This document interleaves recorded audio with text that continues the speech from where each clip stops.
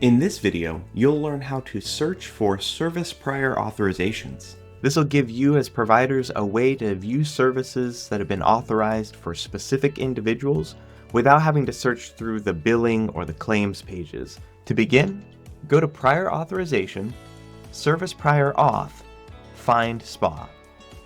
This will bring you to the Find Service Prior Authorization page where you can enter in criteria to return a list of SPAs.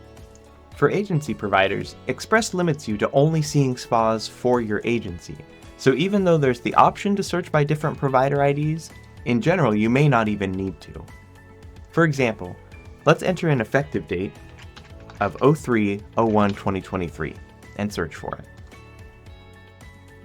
From that one criteria alone, I now have a list of all service prior authorizations for this provider that cover the effective date which I entered into the criteria field. But I can make other adjustments too when I search.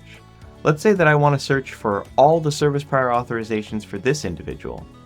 I'll take that client prime and I'll enter it up here in the client prime field, and then select Find. Now my results list only shows me the service prior authorizations for this individual that were active as of that effective date of 3/1/2023. But let's say I want to see more than just that.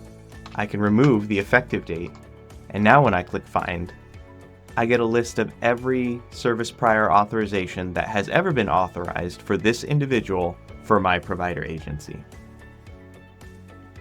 Other searches that might be useful are searching by an entire procedure code. Let's say I want to search for all my authorizations for day support activities, and on that same date, 03/01/2023.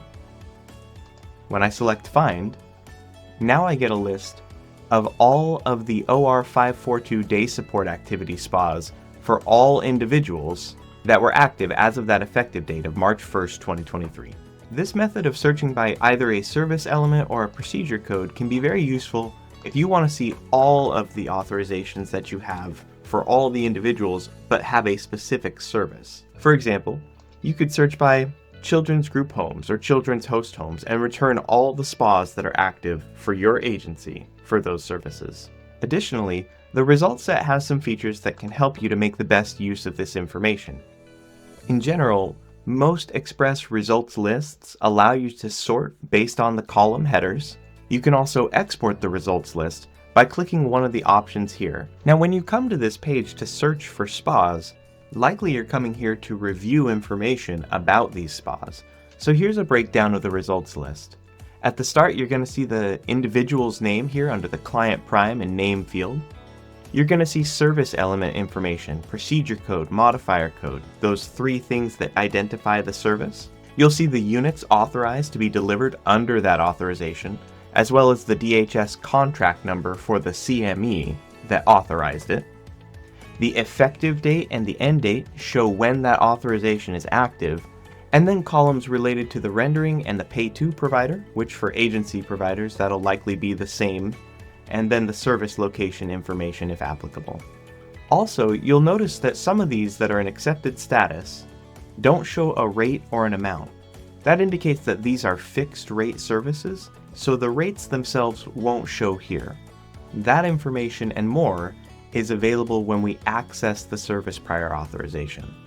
We can do that by clicking the SPA ID hyperlink here.